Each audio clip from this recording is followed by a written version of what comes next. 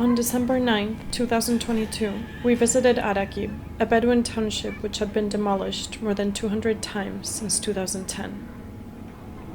That day, the Al-Duri family was being forced to evacuate their home once again. Saba's daughter Al-Araqib was cleaning out the kitchen. Men were carrying furniture out of their home. Grandmothers were being evacuated. What we were there to record was happening in real life.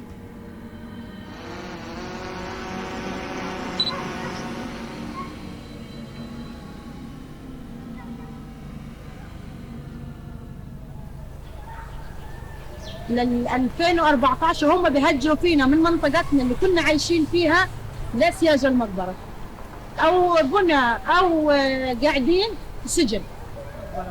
لما يجوا يداهمونا قليل في النهار أو شيء بننجبر نفوت عند الأموات نحكي مثل الأموات.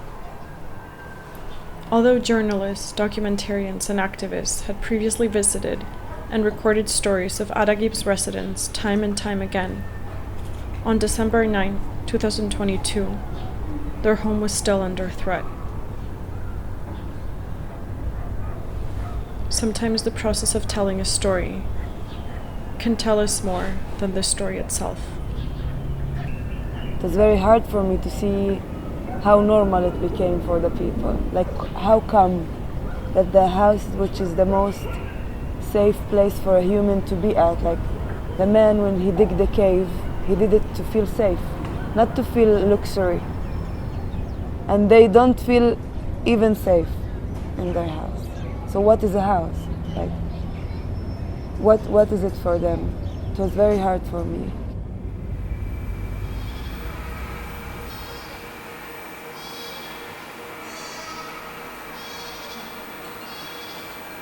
In 2019, I looked for activists who could tell a clear story about the homes that were threatened to be demolished daily in Area C of the West Bank.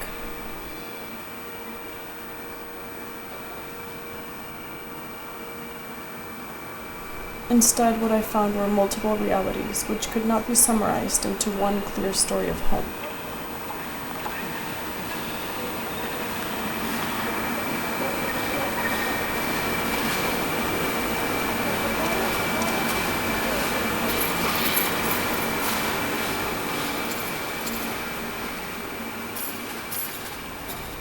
I visited the communities of Khan al-Ahmar, Kasarat, Wadi Abu Hindi, Sea Level, Jabal el-Baba, then Lagia, Al-Araqib, Rakhame, Abu Grenad, and many more.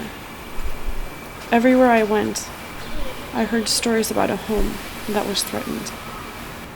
This is a story about home, but it's also about the journey I took to tell the story of a home that is not mine, and what happens when we are lost in translation, because the story we are trying to tell does not belong to us, and we find gaps in perception, then the realization that we cannot possibly understand or convey the full reality of another.